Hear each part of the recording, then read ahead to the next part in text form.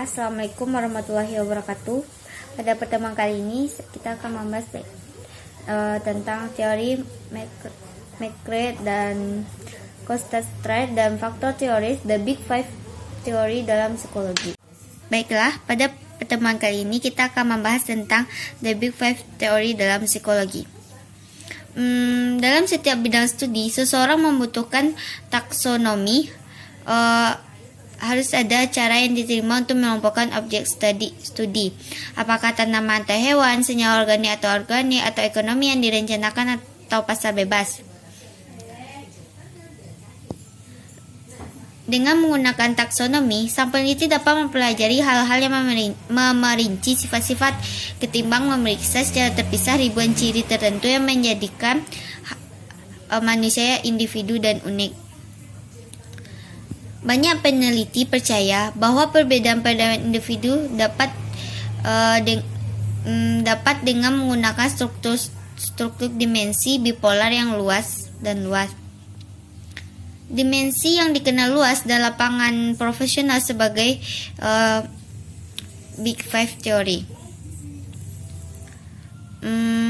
Jadi, The Big Five teori dalam psikologi yaitu dasar perbedaan individu dalam kepribadian didasarkan pada analisis faktor dari 3 jenis data. Yang pertama, istilah sifat dalam bahasa alam. Yang kedua, penelitian lintas budaya yang menguji universalitas dimensi sifat. Yang ketiga, hubungan kuesioner sifat dengan kuesioner dan kategori lainnya. Dalam The Big Five teori ada prosedur penelitian dasarnya, yaitu agar setiap orang menilai diri mereka sendiri atau orang lain atas beragam sifat. The Big Five teori, big yang dimaksud dalam The Big Five teori itu adalah fakta bahwa setiap faktor mengurungi lebih banyak sifat spesifik. Assalamualaikum warahmatullahi wabarakatuh. Baik, di sini saya akan menjelaskan tentang materi The Big Five Factor of Personality, atau bahasa lain dari faktor 5 besar kepribadian. Nah, menurut McCrea dan Costa, kepribadian manusia tersusun atas 5 faktor.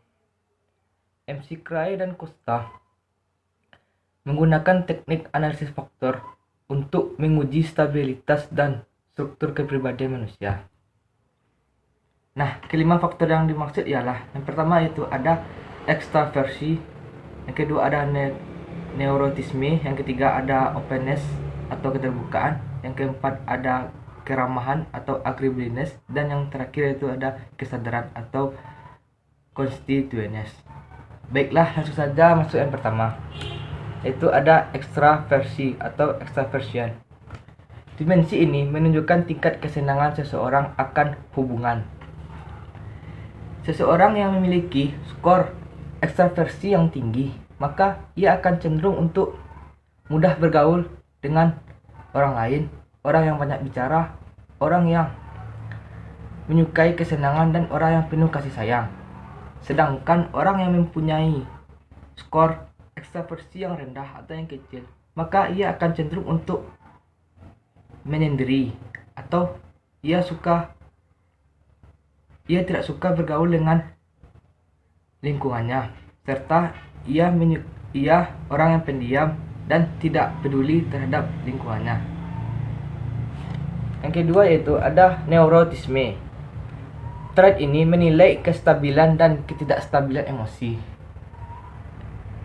Seseorang yang memiliki skor neurotisme yang tinggi, maka ia akan cenderung untuk emosi, akan mudah untuk emosi, akan gelisah, dan orang yang merasa pencemas. Sedangkan seseorang memiliki neurotisme yang kecil atau yang rendah, maka ia akan cenderung untuk santai, tenang, dan tidak mudah emosional. Yang ketiga yaitu ada keterbukaan atau openness. Dimensi ini atau trait ini mengarah tentang minat seseorang. Seseorang yang memiliki skor keterbukaan yang tinggi, maka ia akan cenderung bersifat imajinatif, atau ia cenderung berpikir kreatif serta inovatif, dan memiliki rasa penasaran yang tinggi. Sementara bersifat imajinatif atau ia cenderung berpikir kreatif serta inovatif dan memiliki rasa penasaran yang tinggi. Sementara seseorang memiliki skor keterbukaan atau openness yang kecil atau yang rendah, maka ia akan cenderung untuk tidak kreatif, orang yang tidak mudah penasaran terhadap sesuatu, dan orang yang konvensional. Yang keempat yaitu ada keramahan atau agreeableness. Trait ini atau dimensi ini merujuk kepada kecenderungan seseorang untuk tunduk kepada orang lain. Nah, seseorang memiliki skor keramahan atau agreeableness yang tinggi, maka ia akan cenderung berhati lembut. Ia akan mudah percaya terhadap orang lain, serta ia yang ramah dan toleran terhadap orang lain.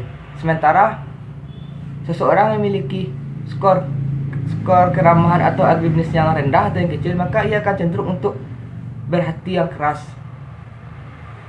orang yang pelit, orang yang suka bermusuhan, serta orang yang mudah marah. Dan yang terakhir itu ada kesadaran atau conscientiousness. Trait ini atau dimensi ini merujuk pada jumlah tujuan yang menjadi pusat perhatian seseorang. Seseorang yang memiliki skor kesadaran yang tinggi, maka ia akan cenderung untuk teliti, orang yang tepat waktu, orang yang bekerja keras, serta orang yang ambisius serta gigih. Sementara orang yang memiliki skor kesadaran atau constituency yang rendah, maka ia akan cenderung menjadi orang yang ceroboh, orang yang pemalas, orang yang tidak teratur, serta orang yang tidak punya tujuan hidup dan mudah menyerah. Sekian dari saya, salah dan tenggalnya mohon maaf. Saya kembali kepada moderator. Terima kasih.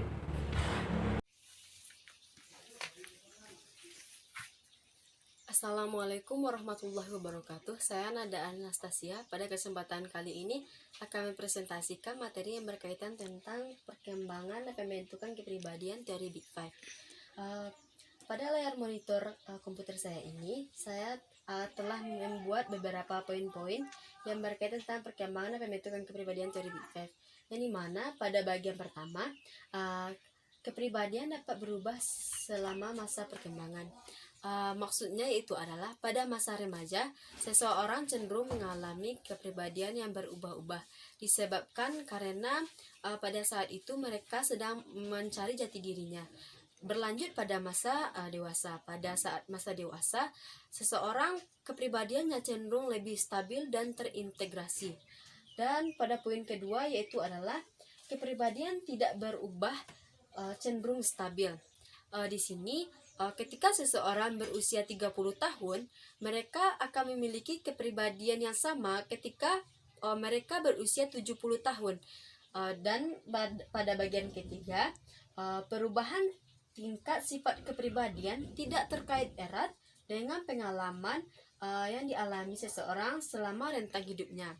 Di sini seseorang yang mengalami atau yang mempunyai pengalaman lebih banyak tidak akan mempengaruhi kepribadiannya.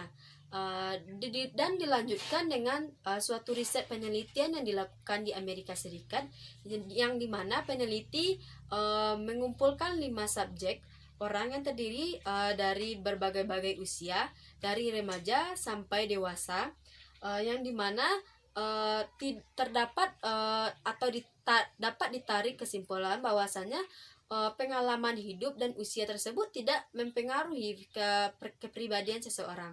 Dan bagian keempat, pada masa remaja terdapat beberapa teori Big Five yang berpengaruh, yang dimana di sini saya akan menyingkap beberapa teorinya, yaitu pada masa remaja tersebut lebih banyak kecemasan yang dialami seorang remaja. Di sini yang bekerja yaitu adalah N-nya lebih tinggi. N-nya itu adalah neuroticism, dan bagian E-nya juga lebih tinggi. E di sini itu adalah extraversion. Kenapa saya mengatakan E-nya lebih tinggi? Disebabkan karena masa remaja mereka lebih banyak menghabiskan waktu dengan sesama teman dan bersosialisasi. Dan juga di sini O-nya lebih tinggi. O di sini adalah openness. Kenapa saya mengatakan openness-nya tinggi? Disebabkan karena pada masa itu mereka lebih terbuka dan dan lebih suka bereksperimen. Selanjutnya pada bagian kelima yaitu adalah telah dilakukannya pengukuran skor sehingga ditariklah kesimpulan skor orang dewasa tua secara signifikan lebih rendah dalam hal neuroticism, extraversion dan openness, dan lebih tinggi pada bagian agreeableness dan conversationality. Maaf apabila ada salah pembacaan, dibandingkan dengan remaja dan dewasa muda. Selanjutnya yaitu adalah psikopatologi dan perubahan perilaku. Di sini terdapat perubahan perilaku.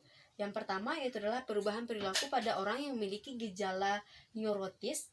Di sini orang yang bergejala neurotis dia memiliki neurotisisme atau nilai neurotisme yang tinggi serta yang tinggi serta ekstraversi yang rendah, yang menyebabkan seorang tersebut memiliki rasa ketakutan yang lebih tinggi. Dan juga yang kedua itu adalah tokoh kriminal dan antisosial. Pada orang-orang ini nilai yang tinggi itu adalah psikotisme dan neurotisme yang tinggi serta ekstraversi yang rendah. Dan juga orang-orang ini yaitu tokoh kriminal dan antisosial, mereka lebih memiliki kerendahan dalam hal tentang norma-norma sosial, dan mereka lebih suka menarik diri dari orang lain dan juga tempat keramaian. Sekian yang dapat saya sampaikan. Apabila ada salah kata atau salah perbuatan, saya mohon maaf. Saya akhiri dengan wassalamualaikum warahmatullahi wabarakatuh.